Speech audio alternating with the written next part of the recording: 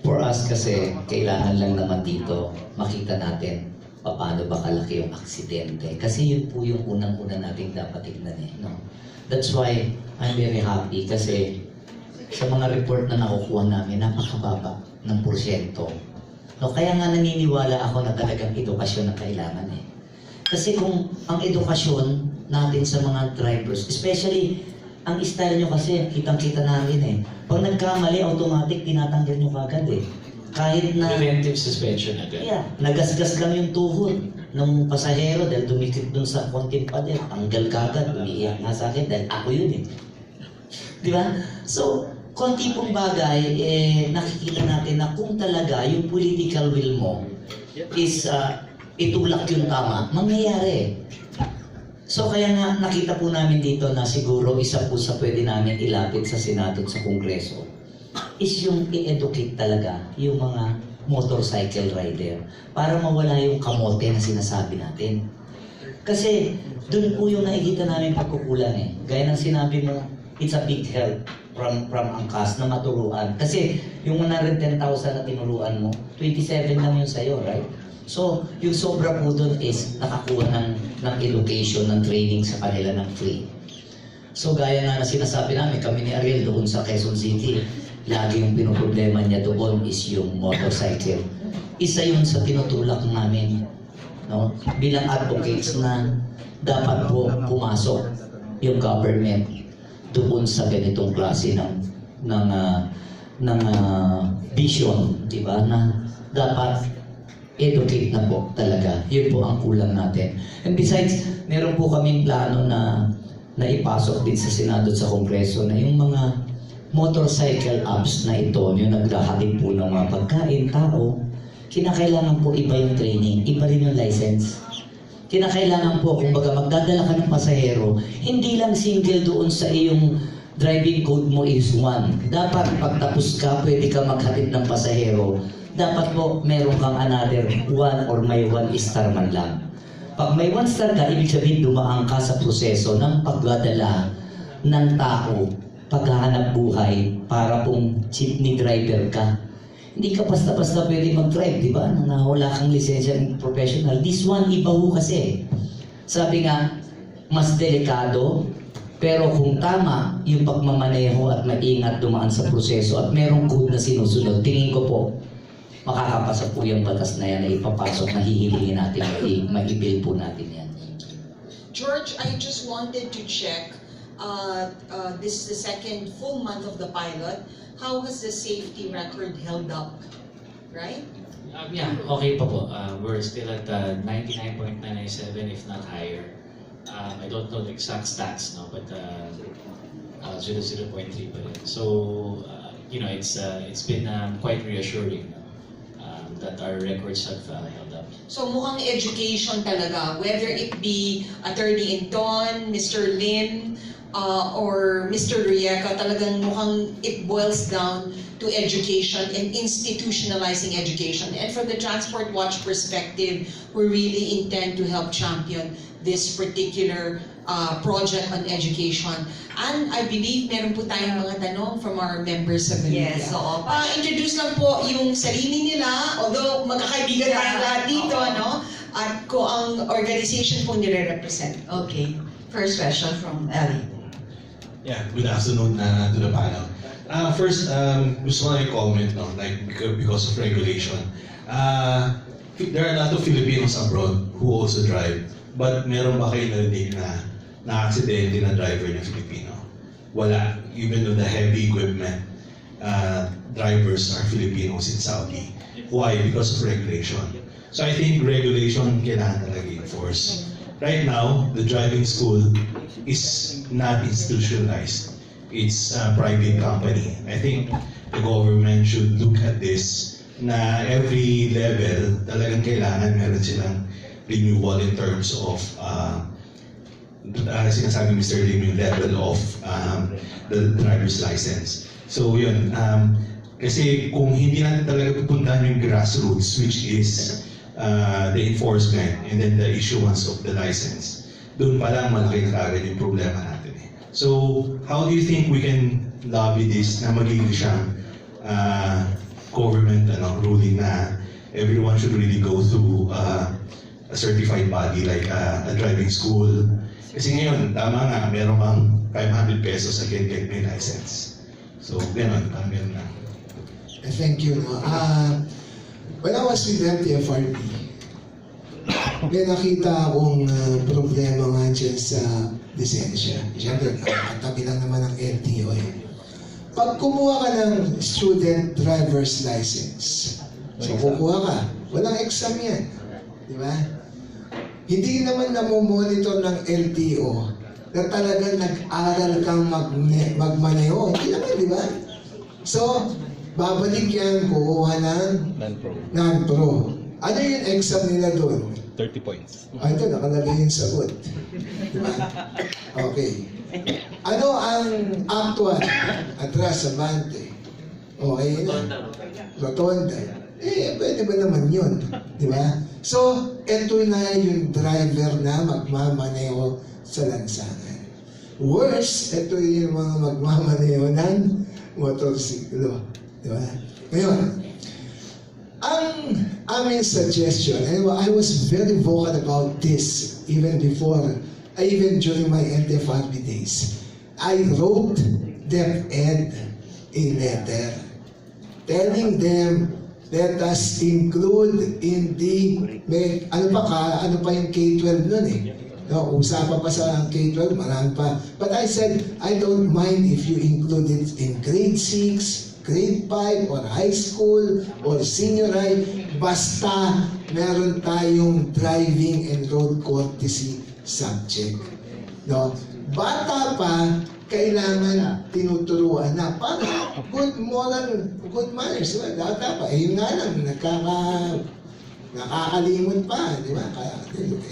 Yun, sooner or later magdadrive rin siya. Sooner or later magiging pedestrian din siya. Sooner or later sasakay siya ng public utility vehicle. Imagine, yan mga yun, walang tapos kukuha ng exam. Ngayon, kung meron sana tayong subject na yan, no, walang gastos, hindi magsabi, kailangan ka pa mag-enroll, gagastos pa ako sa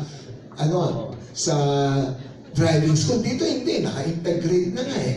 Di ba? Nandun. Para may alam na siya, para pag kumuha siya ng lisensya, no, kung ang LTO magsasabi, sige, before you get a student license, kailangan may exam ka muna para magkaroon ng student license, well and good, at least may alam na siya. Di ba? And then, we have to be very strict in the issuance of the license. Yun ang tingin kong dapat. Kasi hindi mo talaga ma-educate yung mga natuto magmaneho ng uwido na sabi nga sa'yo, mga public utility vehicle drivers, sabi kahit na paulit-ulit mo sabihin, huwag dyan, hindi yan loading and unloading zone, huwag ka dyan mag-park, huwag ka dyan. Hindi talaga. And this is true to everybody. Hindi lang yung mga public utility vehicle drivers, even yung mga private car owners. Diba? Ganon. Bakit? Kasi kumuha tayo ng lisensya, hindi naman talaga tayo nag-aral magmaneho. At hindi naman tayo namomonitor ng LTO kung talagang nag-aral tayo magmaneho. So, tapos nag-exam tayo, ano bang klaseng exam? Oh, you got your license, what was your exam? Diba? So, ano resulta? Salamat po. May follow-up question lang daw siya. Sir, follow-up lang, sir. Would you think kasi one of the pillars niya is safe road users and safe vehicles. Do you think the eradication of very old vehicles because of the integrity of running in the streets to be eradicated a good move? And also in other countries, required car insurance. Yung iba dyan, di ba, as they grow older, you pay higher. Probably yan isang magandang gawin. So that they will not be, paano, okay pa naman yung maintenance ko, ganyan, good running condition, etc. But siguro, if as the vehicle grows older, becomes older, that doesn't grow anyway, no? You pay more to the government. As siguro pag 15 anos na yun, mas mura pang bumili ng bagong sasakyan. Di ba? And then, so yun. Ano ba ito? No? Let's go to some points na ano. Di ba? We are always talking about the no garage, no car legislation. Na isa yun sa pinakamalaking problema sa Quezon City, parking space, garage. Yun marami dyan na mga public space, yung mga bangketa, roads, ginawa na nilang permanenteng garahe nila yun. Kahit na ay ka condominium owner ka, you don't buy the parking space. Bakit? It's so expensive at 600,000. 1 million. 1 million. Samantalang doon sa kali, mahuli ka araw-araw. Mas mura. So, yun ang ano doon. So, ano nangyayari? Ang daming illegally parked vehicles. Ha? Now, ako, I appeal to LTO. Huwag na tayo maghintay ng legislation. Kung ayaw natin, kung dapat kailangan natin na may garahe tayo bago tayo magkakotse, then do it as an executive order. We will not register until you have a garage. Huwag na tayo maghintay ng legislation. Pwede naman yun eh. LTFRB can do that. LTFRB, sabi, bago magkaroon ng prangkisa, dapat may garahe ka. So, why can't LTO do that? Di ba? Don't need for legislation. Do it right away. Di ba?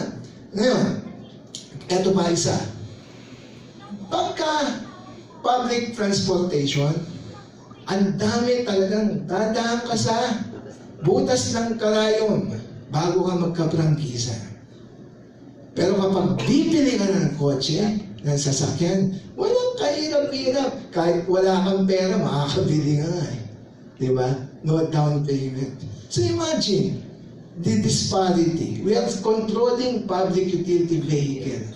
We are controlling it so much. Like for instance, Angkas is also a public utility vehicle. We are controlling it. We have so many regulations there. Diba? And yet, it serves more people. Private, no control whatsoever. You want to buy it, you can buy it. And then you will tell us na naka-traffic public utility vehicle.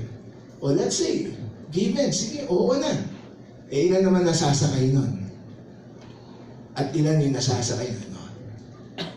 Ilan yun, eto, you go to the, so probably the record of car dealers, car manufacturers. Maraming benta, pero ilan yung talagang nakakabayad lang. Ano nangyayari? Pumapatol sa car pasalo. Bakit? Hindi makabayad. We have several cases sa Lawyers for Commuter Safety and Protection na ginagamit yung pangalan para bumili. Imagine, a factory worker was able to qualify to buy 4 Monteros. 4 units of Montero. Yeah, may kaso kami ganon. Buti na maliit ang motorsiklo, di ba? Madaling i-park. Yung Pwede mo i-park motorsiklo, sa living dyan, room. kaya kasi isa factory worker, kaya. Pero, we are not saying na, we are not belittling him. But, how come na pumasa siya sa credit investigation kung meron man? So, ito yung mga pwede ng masolusyonan kahit walang legislation. Kahit na administratively pwede. And I personally appeal. Don't wait for legislation. It might take so many years. We can do it. Ako, sa amin, sa QC, I will be lobbying sa council namin. Councilor Winnie Castelo is there. Now, probably it is within the power of the local government. If we impose a no garage, no car policy in the barangay, we will do it. No? These are desperate times. We want to have change. then we start ng thinking out of the box. Kung sana yung legislation sana, pagka file, meron na, okay sana, kaya lang, wala. So yun lang po. Okay, thank you, sir. George, you have the additional thing? Okay, sir. Sir, for Sir George. Next ka. Sir, what if po pag nag-expire yung 6-month trial run, wala pa rin batas? Ano pong other options for Angkas to continue operations? May provision po tayo sa TWG that the TWG can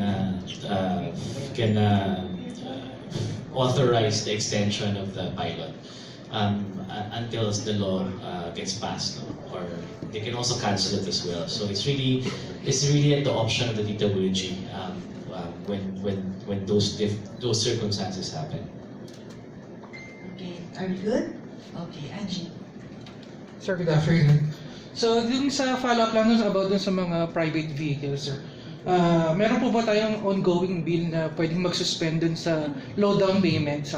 Kasi usually yung po yung Wala ano, sir. nga eh. Yun nga problema, walang ganun eh. Kasi based dun sa pagkakatanda ko, dumami yung sasakyan sa private vehicles because of low down payment or no down payment. Wala. It's unregulated. You can buy it as if you are buying chocolate. Okay. Second question, sir, is about sa, yung nabanggit nyo na kanina sa mga condo na nagpa-park sa streets. Kasi ako nakatira ako sa condo, sir, and based dun sa parang sa pagkakabuild ng condo namin, hindi 1:1 yung parking dun sa unit ng condo. Kaya po sa amin, feel invest po yung Okay. ang nagiging problema po, sir, is parang kulang po sa parking kasi parang 20% lang po ng unit ang allotted for the Well, parking. that is something na maganda kung ano. I am not in maganda in the sense na it's not your fault. No? Pero alam mo ba na maraming condo walang nagpa-park sa parking space nila. Just sa inyo, that's good. You are asking for a parking space. Ako, I live also in a condo and only 50% of the parking spaces there are occupied. My neighbors will park dun sa kalye because walang bayad. Pero sa inyo, that's good. Diyan, I think, ang kailangan dyan is to be very strict with the building code. Kaya lang, ang mga developers, kaya nagpapa-exempt, it's because sinasabi nga nila, hindi na o-occupy yung mga mga parking spaces nila, nasasayang lang. One example is Madison. Sa may Araneta Center, Madison, diba?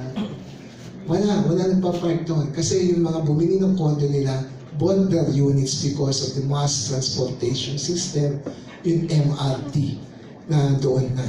So, I think that should be addressed to the local government units there. Paano mabalanse yan?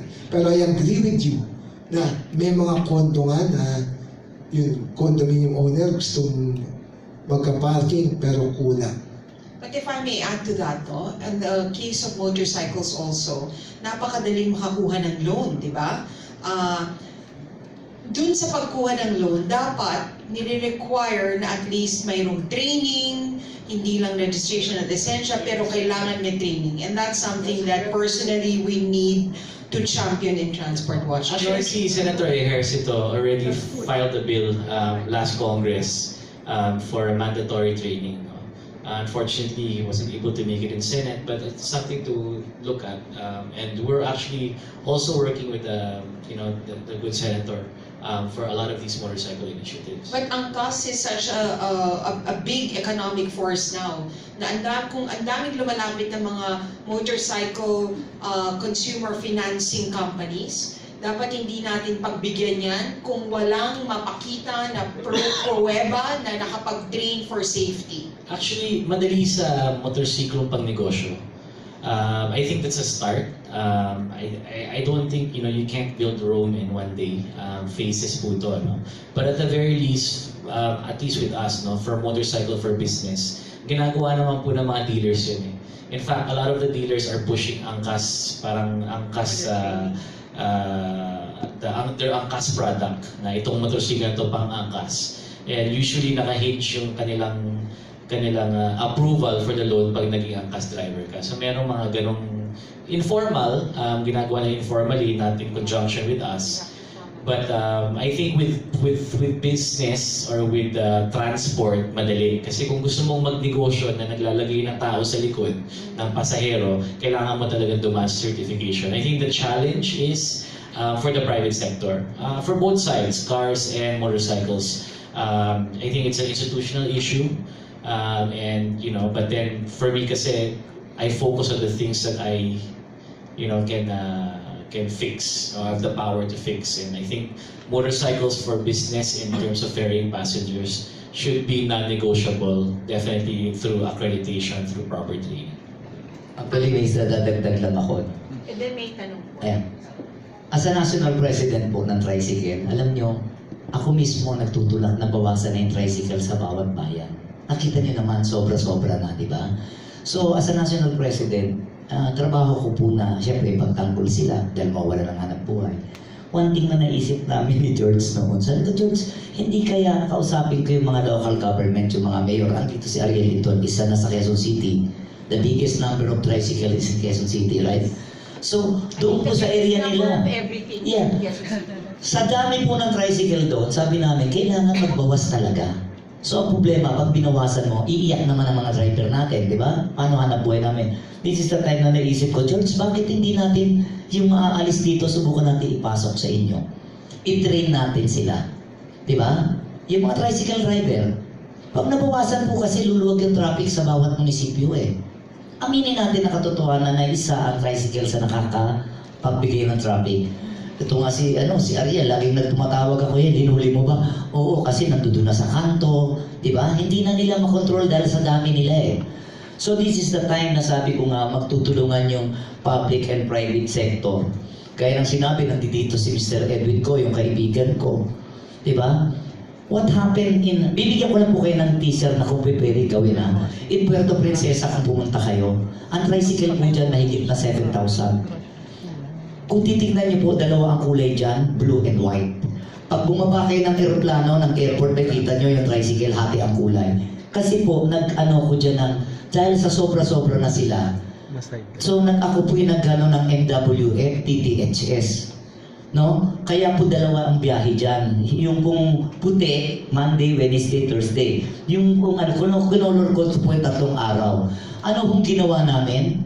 Kinausap namin lahat ng dealer sa Puerto Princesa na huwag na magbibigay ng motor kung gagawin tricycle, hanapan ng certification na pinibigyan ng prangkisa. Kung wala, kasi pag hinuli, automatic impound. Kawawa po yan nagpautang. Hindi nila pwede mo natin gawin sa Pilipinas yan. Do that for motorcycle. Diba? Kailangan lang po political will. Huwag natin, kasi po yung iba ang dating. Economic sabotage is a part of us. Tama. No, mawawalan kayo ng konti kita, pero kung titignan ninyo, mas grabe po yung aabutin kung hindi natin patutulungan to. Okay, thank you sir. Sir, kay Sir George na po ulit. Sir, are you optimistic na by the end of the year meron na tayong batas on motorcycle taxi? And if wala pa pong batas, gaano po kahabang extension yung hihilingin nyo sa TWG? And how are we going to convince them to give that extension? Well, I'm always optimistic, no? I think we've come a long way in terms of garnering both public and government support. So I think this is a discussion that needs to happen. And I will leave it to the TWG, their guidance in terms of how we can proceed. Thank you. I think what we can all be optimistic on is that the TWG will always act in the best interest of our people, right? And I think they've been able to see what innovative solutions, especially during this transport transition phase, can bring to the table. So we can only hope that our legislators and the stakeholders will continue to act in the best interest of the Filipino people. And Yeah. Iris here from po, Of course. Hello po. magandang hapon po. Good afternoon, gentlemen. I'm Ari Silanan from Top Gear. I would just just like to ask Mr. George Royeca, considering the situation now, yung shortage sa public transportation, especially during rush hours, I was told that the present fleet of Angkas now is 27,000. Kung ikaw masusunod, sir, ilan po ang dapat na number of Angkas motorcycles out there right now, Naku. considering the demand? Ang dami yun. Sige, but let's break it down, no? Ang ride-hailing kasi, yung nature ng ride-hailing is maraming part-timers. And you can actually work when you want to. Hindi parang taxi yan eh. Pag taxi kasi, sinabi ko niya rin LTFRB, mag-i-issue ako ng 50,000 taxi franchises. Yung taxi na yan, 50,000 na taxi na sa daan 24/7. Tatlo driver niyan, 3 shifts. It's not like that with ride-hailing, both Grab, Angkas, and so on and so forth. If you have a 27,000 fleet, kulang-kulang yan, siguro mga 1 to 2, maximum na 3,000 yan anytime on the road. Meron yang, yun lang yung nagiging active mo. Minus 3,000 Hindi, 3,000 lang.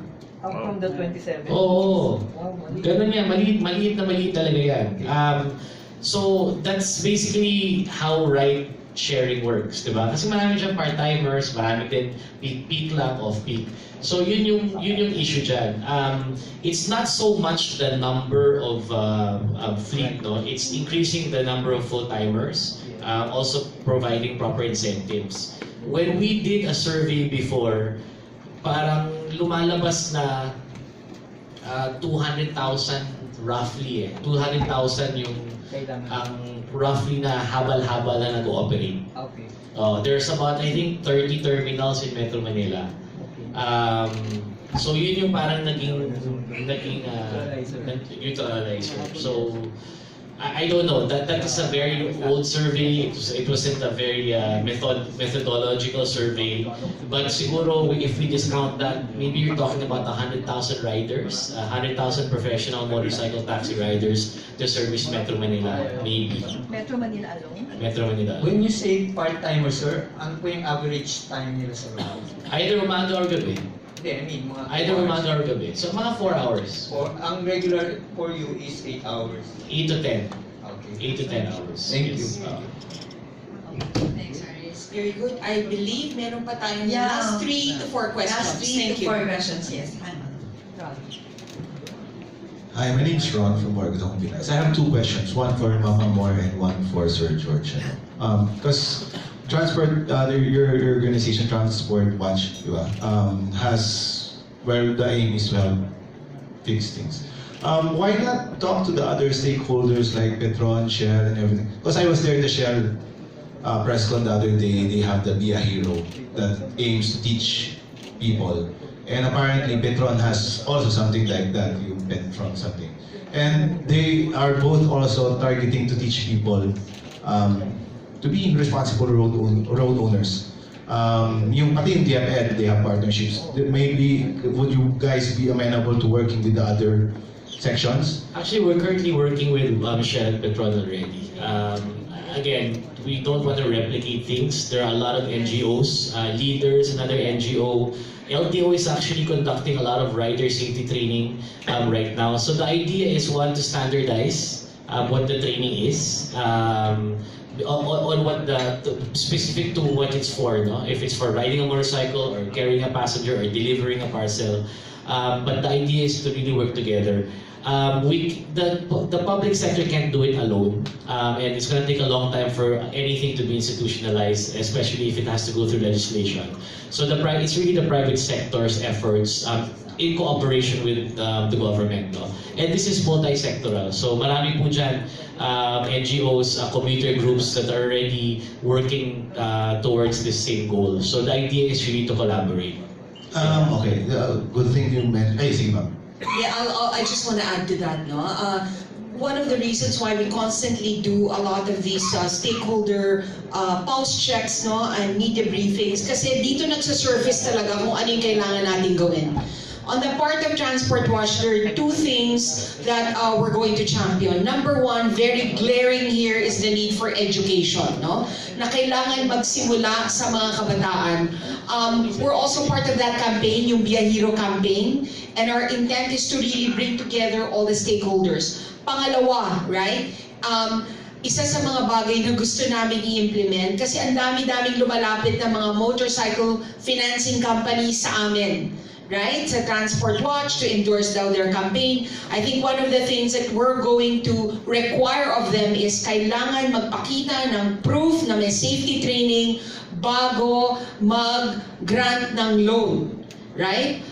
So it's those two things po. And talking to stakeholders, alam nyo kaya hindi ho napakahalaga ng mga makukulit sa transportation advocacy. Di ho ba? The worst thing that you can say about us, naku, eto na naman, Transport Watch na naman, Angkas, si Ariel Inton, Ariel Lim, right? Parang Ariel data requirement para maging transport. Si George Ariel Royeca na, no?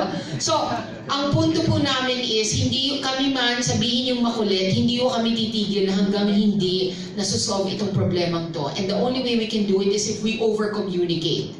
Because the fact that we have so been quiet about this issue, kaya ito naging crisis. So, yung pong pagkonsulta sa stakeholders, hindi ko kami tatantan dyan. Again, Don, I mean, we have to have a roadmap, diba? So again, you can't do all of these things. This has been a problem since time immemorial. You cannot train 18 million motorcycles overnight. Where we would like to start is motorcycle as a profession. Kasi kung gusto mong gamitin itong negosyo, kailangan mo dumaan sa pagsusuri. Yun po talaga. And I think from there, at least may model na tayo na pwedeng tingnan. Then let's see how we can trickle this down to the private sector. I think we have to separate how you deal with the private sector and how you deal with public utility vehicles and also making this as a profession. But it will increase. Maraming pong dati McDonald's at Jollibee at Shakey's at Pizza Hut lang yung delivery. Ngayon may Food Panda na tayo, Lazada, Shopee. So paakit lang po yun ang paakit. So dadami po talaga ngayon. Napansin nyo naman, dumadami na yung motorsiklo every time may intersection. So whether you're ferrying a passenger or you're ferrying a parcel, there should be some level of education. It shouldn't be for everybody. But again, I'd like to start on the professional side. Kasi yun talagang dapat may mga standards and requirements. Actually, ang ganda ho ng tanong nyo, no? Napakaganda na, napakadaming private sector na pumapasok para sa ganito. Pero ang problema po natin, wala pong standard eh. So yun po ang kailangan nating gawan ng paraan para mahingi dito sa ating mga sa Kongreso at Senado na gawin itong bail, batas. Kasi po pag nagawa natin itong batas, tuloy-tuloy na lang to eh. Meron na pong magkukumand, even the LTO. Di ba? So ngayon po kasi, napakaganda lang dahil kahit paano napansin na ito na kailangan. Dahil ito nakikita na yung katotohanan. Napakalapit natin, bukas ang mata na ito. Ang daming motorsiklo, ang daming mga riders, may nagdi-deliver. So, this is a good gesture po ng mga private companies na magtulungan, no? Siguro po ito yung simula natin para madala natin dun sa tama itong sektor na to. Okay, thank you, sir. Very quick follow-up. Follow-up lang kay Sir George kasi I'm from Mandaluyong. And si Charis mentioned it the other day that you are already in talks with Mandaluyong City to allow Angkas to operate with backride ng guys. Nasaan na tayo in terms of discussions with that? May pag-asa bang? Kasi I see Angkas with female riders already. So, is there a chance na magkaroon ng Angkas sa Mandaluyong? Kasi hindi ako makalabas eh. Lagi naman may pag-asa pa. Pag-asa Sa anumang buhay tayo, may pag-asa. Dahil pwedeng mawala ng And pag-asa. there's one thing Angkas taught us, yun, di ba? Yun. We've always been in discussion with the Mandaluyong government. There are arguments on both sides. But we'll still continue pursuing the discussion there. We'll let you know as soon as we get developments on it. And from our experience working with Mandaluyong with regards to inclusion and road safety, they're actually one of the most open to engagement. So we're all very, very optimistic. And Yeah. two more? Last two questions. Yes, please. Gilbert. Good afternoon, Gilbert Shaw from AutoPH.com. To Attorney Hinton first. Sir, na-mention mo earlier that you are suggesting to include road safety practices in the curriculum of maybe primary or secondary school. Matagal ko na rin sanang gusto makita mangyari siya, maybe to replace ng carpentry or yung typing. Kasi I believe it's more practical. Although we need more carpenters, by the way. Pero I mean, Maybe not typing. pero maganda siya kasi because not everyone will have the privilege of owning a vehicle, no? Pero everybody will be road users eventually, whether commuter or pedestrian. Problem kasi pag ganun, for example, yung pag mahirap sumakay, ino-occupy ng commuters yung first two outer lanes.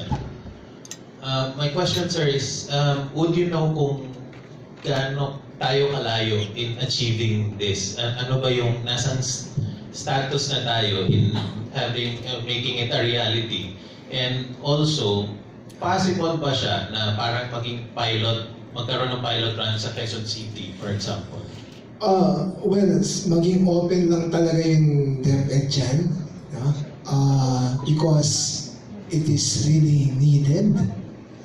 Siguro, if this group will, then your group and other people will lobby for it, so makukuha natin. Kasi, again, hindi mo na kailangan ng batas dyan. It's a curriculum, di ba? So, sana mapakinggan tayo because kailangan yun. I hope we could do it. Here is the media. We are calling for that. DepEd, gawa na tayo ng paraan kasi yun ang kailangan. Possible po ba, sir, na maging parang pilot project siya sa Quezon Yeah, City? in Quezon City, I will probably talk to the school superintendent. Perhaps, kung open sila doon, then Gawa okay. tayong POC, Makakagawa tayo yan. Yeah. May follow-up lang po ako para baka kung nakalimutan natin. Meron na po tayong batas ngayon na ipinasok. Ito po National Transport Safety Board. Ito kahapon po is nag-commit na Committee number 8. Ipinail na po yung committee report ng National Transport. Dito po sa National Transport Safety Board, kasama po yun na inaano ang Department of Education para isama po doon sa curriculum. Kahapon lang po ito na i-file eh. So, kinuha po yan kasi doon sa dami ng aksidente, no? Yun po, kasi hindi lang naman po, pati aeroplano, barko, kasi po doon, complete po land, air, at saka itong sea natin. So, meron na po tayo. Ang kailangan lang po siguro, no? Itulak, madaliin. Kasi po, ito yung nakikita nating sagot na pag sinabi sa batas na dapat ang Department of Education isama yan sa curriculum nila kahit pa sa grade 1, grade 2, grade 3, kung anong grade yan. Sabi niya nga, importante po nandun. We have this bill. Mayroon po tayo, ay nakalimutan, parang Senate Bill 123 yata yun o 124. No, so nag-committee report na po kahapon yan. Quick question lang for Sir George. You mentioned earlier na nag-launch or nag-relaunch tayo sa Cebu since it's operating na in Metro Manila and Cebu. Kasi yung traffic, contrary to popular belief, hindi siya Metro Manila, it's actually a nationwide phenomenon. So, may plans po ba tayo to operate in other areas, for example, Davao or other major cities? If we're doing the pilot test, the idea really is to create the law. Pag na-implement po natin ng batas, nationwide na po yan. So maraming po totoo po yan, maraming pong syudad na nangangailangan ng serbisyo ng motorcycle taxi. At sana po ibigyan natin sila ng serbisyo sa lalong madaling panahon. So ngayon ang priority po natin talaga ay isa batas sa ating motorcycle taxi. Actually, alam nyo, Cagayan de Oro, kausap ko si Mayor Moreno. He asked me to talk to you regarding dun sa gusto sila magkaroon ng Angkas dahil daw So medyo... sa CDO, meron po sa CDO. Angkas, pero we're operating under a local ordinance. Yes. Rain? Question po, my name is Rain from RainDioCampo.com. Sir George, you mentioned earlier na Angkas is a non-infrastructure interim solution. So do you believe na if the infrastructures are there, hindi na po ba kailangan din Transport ng... transition solution. Ayan. hindi na po ba kakailanganin ng angkas? Not necessarily. So basically, the I guess yung magiging main point ng Angkas will change, no? Kasi, ideally, in a perfect world, Angkas can serve as a feeder system. Yes. Daming Diba? road. So from bahay mo hanggang bus station or hanggang MRT station, pwede ka mag-angkas. Tapos last mile din siya. Pagdating mo ngayon sa Ayala, para ka pupuntang trabaho mo, imbis na maglakad ka or, lessen the carbon footprint with a motorcycle. So that's the idea. So it'll evolve. No? I think small agile vehicles will always have a role to play in any urbanized location or any urbanized city. And I'm not just talking about motorcycles, scooters, diba? Trucks, also lumiliit na, light duty trucks are out. Scooters, bicycles, diba? So those have a role to play, especially if you're talking about 10 blocks under this heat, diba? Siguro naman huwag ka na mag-kotse, please lang. Pero kung hindi mo talaga kaya maglakad, pwede ka magbisikleta, magmotor. Ganun. Last question po, kasi Sir Incon mentioned about the garage, Sir Lim mentioned about trains, and then monitoring yung sales ng car. These are some of the solutions na na-identify to help us ease with the traffic problem ng Philippines o Metro Manila. These are, sabi nga ni Sir Incon, these are kaya, pwedeng gawin. My question is, bakit hindi nagagawa? So what do you think are the roadblocks there? And how can these roadblocks be removed? Alam mo, wala namang walang madaling bagay, especially when you're talking to several different stakeholders. So everybody will have their own opinion, and it's really very, very wonderful when there will come a point in the discussion or in the course of the project or the initiative that you'll create that standard and you'll have a meeting of the minds. It really takes time, a lot of political will. Diba? Kapatid mo nga lang or kaibigan mo nga lang, diba? Naging discussion kayo, hindi kayo nagkakaintindihan minsan. Whole sectors and groups pa. So it's not easy. Public governance is not easy. I don't envy their positions. But then it needs to be done. It needs to happen, and with enough political will, enough hard work, it will happen, and we've shown that in Angkas. Add to that, alam nyo, LTO, kayang-kayang gawin yun kung gusto yun. Hindi ako magre-rehisto kung walang proof of courage. Pati yun sinasabi kanina na bago ka makabili ng motor, kailangan i-training ka.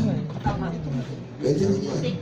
Bago ka makakuha ng student driver's license, kailangan ipasa meron kang exam to get a student driver's license. All of those things, pwede yun. You just have to do it sa LTO.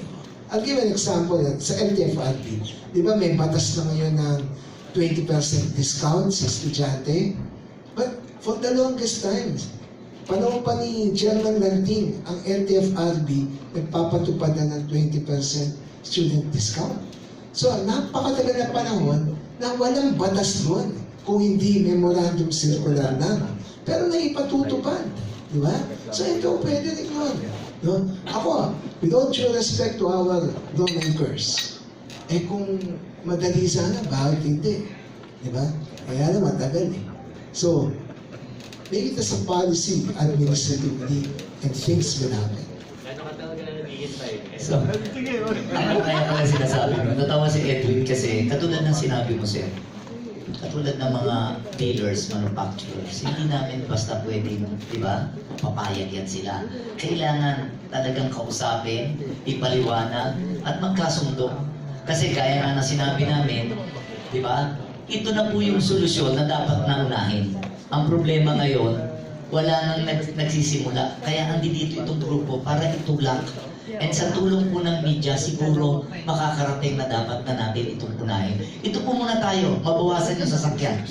Sobra po talagang dapat. May dalawa pa po. No problem, talaga siya. Quick question lang, sir. Yung law na sinisigma for motorcycle taxi is exclusive lang for Angkas or it will also open for other motorcycle taxi? Wala naman po yata batas na exclusive lang sa isang pribadong kumpanya. Pero magandang idea yan. Second question, sir, Just sir, really, is, are you also it's for everyone. are you also open to accept electrical bike or in the future? Yes, definitely. Because nag-follow ko sa inyo, sir, medyo concerning kayo sa carbon footprint. Yes. Definitely, it's definitely a big concern. LTO needs to figure a way to classify these vehicles sa lalong madaling panahon. Okay, sorry, very quickly lang yung dagdag sa sinabi niyo about carbon footprint. No? Of course, we are all concerned about the environment. But in the same manner that we have an energy trilemma, right? Before we can even talk about green and sustainability, the first thing that we need to talk about is access. Access to the most number of people. Para medyo may issue yata ba, we start talking green sustainability, bago mabigyan ng access ang karamihan sa ating mga kababayan, di ba? Parang medyo may disconnect. No, you're talking about that when in fact kadamihan sa mga kababayan natin wala pa ring access to decent transportation. So ano lang ho yan, prioritization siguro. Thanks. Sir Monsi. I'm Monsi Serrano from the Philippine Business Industry. Talking about discipline, Sir George, you mentioned, which is very important. Do you think by giving the point system, for instance, a driver, he has 25 points for 1 year, naubos na yan, tapos isususpend would really help to instill the discipline. Kasi ako, I live in Canada, very particular kami sa ganyan. Kanya tataas yung insurance mo, tapos hindi ka na makakapag-drive. Do you think makakatulong to discipline our driver? Thank you. Well, at least for Angkas, no? I mean, we have a characteristic approach, diba? Again, it's different because they're really conducting their livelihood, no? It'll affect their livelihood and their ability to take care of their families. But I think, the carrot and stick system definitely works. It's being instituted in many countries, Singapore, Canada, even US. 20-point system and your license gets revoked for at least 2 years. So, but even before that, there's so many measures we can already take bago pa tayo umabot dun. I think step 1, educate muna natin sila kung ano talagang tama. And step 2, we can provide the necessary safeguards to ensure that sustain po yung kanilang learnings or i-implement nila yung kanilang na naturo sa kanila. Okay, last question na raw. Sorry guys, last question. Question kay for Attorney Inton and Sir Ariel. When will the national and the local government really sit down and talk and think about a plan? Like for example, like give a clear example, Quezon City, sabi nga nila, Metro Quezon, napakalaki. Ilan mo ba talaga kalsada ang nagawa ng Quezon City ever since? But Quezon City has been growing. Traffic is here. Alam natin itong traffic, ilang years na traffic. Pero Quezon City has not developed new roads ever since, except Commonwealth. Siguro that's not true. Pero yung mga connecting whatever, di ba? Maraming city, maraming syudad, maraming bayan. Sabi nga ni Sir George, Cebu, gagawa na naman ng bagong tulay. So, ibig sabihin, parati bang nagkukulang ng plano ang ating gobyerno? Tapos, at the end of the day, sisisihin ang private sector. Motorista, sasakyan, economy, dumadaming benta ng kotse. Will it always be like that? Will it always be, makimotor, nadadamay na, di ba? Okay. First of all, I'll correct that impression that Quezon City has no new roads. When I was in council during the time of Mayor Sunny Belmonte, talagang pinansaga ng semento boy si Mayor noon dahil sa dami ng mga bagong daan eh. But if you are referring to the previous administration, perhaps you are. Pero yun yung administrasyon ni Mayor San Belmonte, abay marami yan, maraming bago. We open up, ito an example of yung SB Diversion Road. Yan, during the time ni SB yun. And then yun when he was speaker, yun nag-open yung Rojas District, papuntang Gilmore, di ba yung binuksan yun? To ease the traffic sa Morato. Yeah, maraming ganon. But I am not privy to what the previous administration did. So I will just answer, I will just clear that up to sa when I was part of it. Now, sa ngayon, abay 2 buwan pa lang si Mayor Joy. Diba? Wait, and we will have that as a priority, yeah, as a priority. Yeah, no? So that's one. Second, tama, we don't want to blame the private sector on this. Ang problema nga na, no, yung pag-uusap ng local sa national, lagi naman kami nag-uusap. Sa level namin, lagi. Yung nga ba kung bakit hanggang usap na? Diba? Totoo yun. Lagi naman, pinapatawag kami sa Senado, pinapatawag kami sa Kongreso, meron naman DILG, di ba? Meron naman may MMDA. There are so many government agencies that are directly in consultation, in coordination with the local government.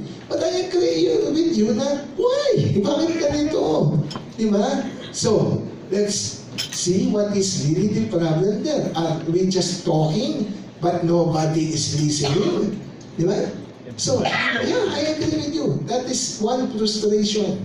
We talk, nobody listens. No action. Sorry, I think I'd like to provide, with your permission, an alternative perspective. In the light of actually what has happened with Angkas over the past, 12-18 months, it has actually demonstrated, interestingly enough, how agile the government can be. It took this type of aggressive discourse, or in other words, our pangungulit, no, to repeal an otherwise archaic legislation like the George, vehicle, yung Kalesa Law, what we call the Kalesa Law, no? It took 50 years and a whole lot of pangungulit the past 12 months, 12 to 16 months, para ma-repeal ang otherwise archaic law. So, contrary po to what is being suggested, I feel like this government is actually more agile. Yan yung una kong gustong sabihin, no? And more responsive. Pangalawa, I don't think we should look at it as either the role of the LGU or the role of the national government. I think the approach should be not an either-or discourse, but an end. Habang may ginagawa na long-term, sinasabi nga ho natin, long-term solution sa problema ng trapiko, kailangan may parallel work stream na nangyayari sa tinatawag nating transport transition solution. So instead na either or, it has to be and in conjunction. So baka lang po, it might be an alternative way of looking at things. Sir Ariel? Yeah, sa amin, may sabi ni Edwin meeting, hearing, ano-anong nangyayari. Pero, It's working. di ba? I'm telling you. Nagkakaroon, kaya lang napakabagal. You know why? Kasi, yung may mga sariling agenda Tandaan natin, bawat sektor na tinatawag natin, the jeepney, the tricycle, the buses, lahat na yung agenda Even the government side. Di ba? May kanya-kanyang agenda yan. So para sa ngayon po nakikita namin, medyo mabagal talaga. Gaya na sinabi ni Attorney Inton, desperado ka Di ba? Bakit ganito? Pero so far, so good naman dahil kahit papano tumatakbo. Ngayon, tama yung sabi ni Ma'am Amor dito, ang importante, may parallel level tayong ginagawa. And babalikan ko yung Angkas, this is the best na isa na nakita natin na yung private and public partnership is napakaganda, nag-work Kasi ang unang nabiyayaan natin dito sa ginawa ninyo is yung taong bayan. Yun po yung kagandahan. Nakatulong tayo sa lahat ng uri ng mamamayan dito sa Metro Manila especially. George, closing. Yeah, maraming salamat sa nagdalo kayo dito sa press con natin. I think the Road and Traffic Expo is a good indicator that the government is really taking this seriously and trying to find different solutions, creative ways to ensure that we lessen, resolve, or provide solutions to everyone's traffic woes. You know, Angkas cannot solve or will not solve, or it's not there to solve the traffic problem. Angkas is there to, you know, ease the pain of commuters so that they can cut down their commute times in an affordable and safe and efficient way.